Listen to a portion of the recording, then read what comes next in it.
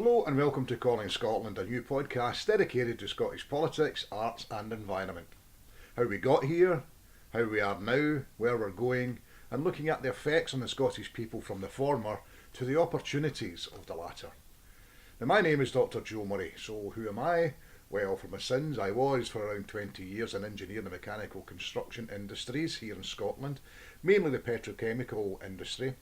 I also worked on occasion in the Clydeside shipyards. In later life, I've been a published and performance poet, edited a literary magazine, and some other publications. I worked in community development, in adult education, and I ran my own publishing business before going to university and eventually attaining a PhD. I am now an ecologist, environmental scientist, and I taught for some years in Glasgow Caledonian University. I have quite a varied background. I also declared myself to you as an avid supporter of Scottish independence. In these podcasts, we hope to bring you interviews with people relevant in their field, politicians, writers, artists, musicians, and discuss ecology and local and global environmental issues. Not all at once. A few seconds of introductory music there was from a rehearsal in 1991 of Eurydice Women's Choir. The song is called Ella's Song. It was recorded on an old handheld cassette player, so apologies for the sound quality on that, but I felt it was worth bringing this up. Now, Eurydice is a group of wonderful women fronted on many occasions in the 1990s by the very excellent Gordina MacCulloch, one of the finest singers I have ever had the pleasure to meet and come to know. Many of the women you heard singing are now what is collectively known as WASPI women. These are women who have been unfairly treated by both Tory and Labour governments since the mid-1990s. So let's have a look at this. Let's have a look at the history of it. In 1995, the government proposed to increase the pension age for women to 65 years in parity with men. However, most women were not apprised of this until 2011, nearly 16 years after the decision had been made and just before a great many of them were about to retire. Now, as you'd imagine, this became a huge problem for many women born in the 1950s when it was made known to them that the retirement age had risen with so little time to prepare for those extra years. They are now known collectively as WASPI women, Women Against State Pension Inequality. We are told the reasons behind the changes are economic, as people are living longer, and no one argues with this logic, only that the delivery of the policy is extremely poor. It must be remembered that in 1993, then Chancellor Norman Lamont decreased ACT Act, and that's the ability of pension funds to reclaim tax paid. He reduced this by 5%, and that removed over £1 billion a year from the UK pension fund into the Treasury. In 2007, Gordon Brown reduced ACT by a further 20% to zero, thereby removing £5.4 billion per annum from pensions funds into the Treasury. So lots of money was taken out of the pension fund, and quite a bit of it has been going into the Treasury ever since. Now this means the Treasury has been receiving almost £7 billion a year from pension funds. In addition, it now saves £5.1 billion per annum by increasing the working life of 1950s women by up to 6 years beyond what they had expected all of their working lives and what they had paid for, what had been agreed and what they had paid for. Now this money is theirs, it's not the government's, it's their money, they paid it in. In effect, the Treasury is wealthier now by around 11 or 12 billion pounds a year from the UK pension fund. Again, not counting the tens of billions removed from workplace pensions by other means. In addition to this, pensions were reclassed as taxable earnings, so the Treasury is not losing at all by this. The UK pension fund was not created to make the Treasury wealthier.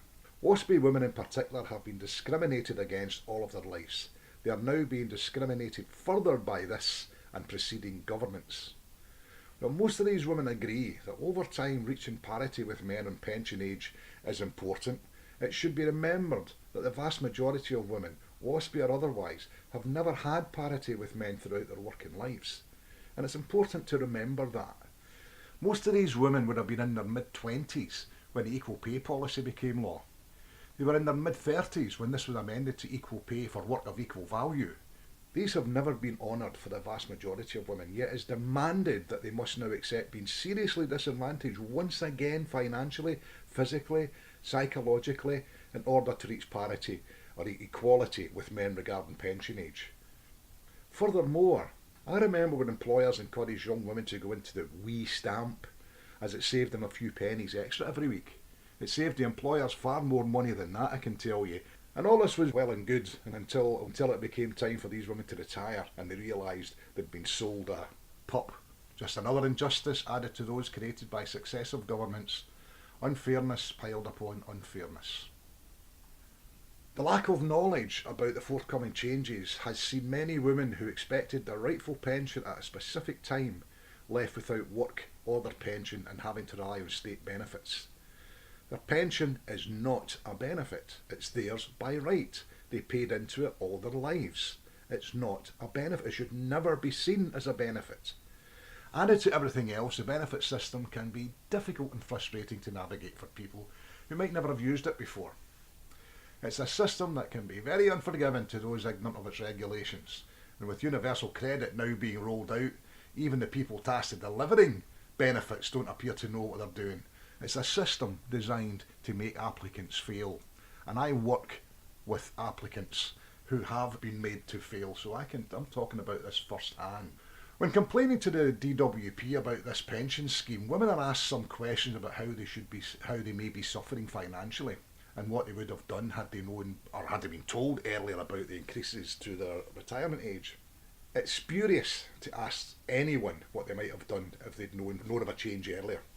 How they had to alter their plans due to inadequate notification. The fact is, WASPI women have lost a lot of money that was theirs, not the government's money. Many of these women will lose £50,000 or more because of this, and no matter how many years longer they work, their already meagre pensions will not increase. They do not benefit from this at all. This is a complete and utter disbenefit. So it's actually none of the DWP's business what anyone would have done with their pension, their own money. The government are simply keepers and protectors of it. That successive governments have failed in their duties is not the fault of WASPI women, or anyone else for that matter. It's the fault of successive, incompetent Chancellors of the Exchequer. By asking these questions, it appears that the DWP attempts to reduce what is an entitlement for all to a means-tested benefit. For everyone's sake, this must never be allowed to happen. It should be understood that most women do not disagree with the idea of equality over time of a raise to the retirement age. But for most, it's a fair idea delivered in an extremely unfair fashion. Women are rightly angered at the lack of clarity and information that left them unprepared for this change. Added to this, the 2011 and 2014 amendments to the Pension Act disadvantaged many women further. Okay, the government gave £1.1 billion to ensure that no one would be disadvantaged for more than 18 months. I have to tell you, don't listen to that drivel.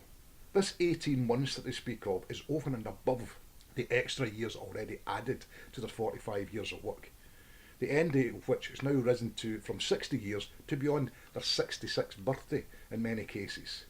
My partner is over a year younger than me, and I'll retire with an added 6 months on my retirement age over a year before her. And for more than 14 years since this was put into policy, she and others were never told about it. So how can this be equality? How can this be fair? And incidentally, before we all rush to blame the Tories for all of this, though they're mostly to blame, of the 16 years this was kept from women, 14 of them were during the years Labour were in government. We need to remember that. This all flies in the face of what our government is actually for: the care and protection of the social, economic and environmental welfare of the country and its citizens. All of them. They are not doing that. Not in this case, and not in many other cases either. WASPI women's mothers, aunts and even grannies had been lorry drivers, bus drivers during the war. That's the Second World War.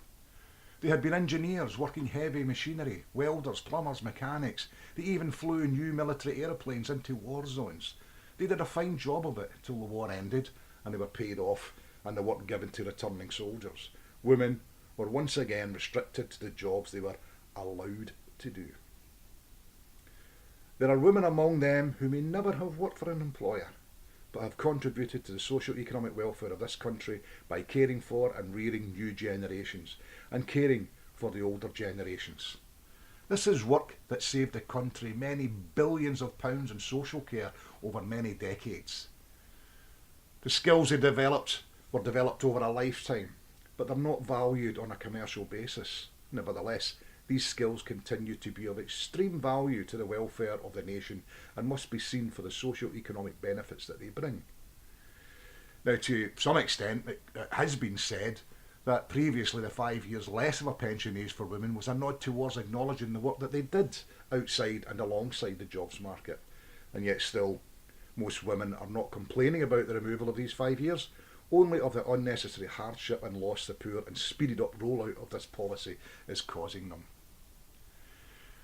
Economically, if those 2 extra years had not been brought forward, £10 billion from the £24 billion the government grabs back from the pension fund in the same period is all it would have cost them. The government could still have been around about £14 billion to the good over the period. There have been 4 non-binding votes in Parliament. As with the cancelled Scottish shipyard orders, if the 13 Scottish Tory MPs sided with WASPI women and Clydeside workers, both these cases would have already been won. Think about that.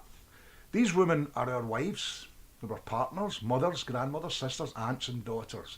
They deserve to be treated fairly. The Pension Act is not treating them fairly, but it must be made to do so. So I would ask that all Scots, male and female, protest this injustice. For if a government can steal what amounts to, over the period, £190 billion from 3.8 million of our women and get away with it, who or what will be next? I would ask young women in particular to support their mothers, aunts, grannies in this, because to win this case, and it is winnable, could end gender discrimination in the workplace forever. Anyway, I'll get off my soapbox now, and I'll leave you for now with the thoughts of Scotland being a brilliant success story waiting to happen, to the sound of Eurydice telling us that freedom is coming. Till next time, Alapa Gubra.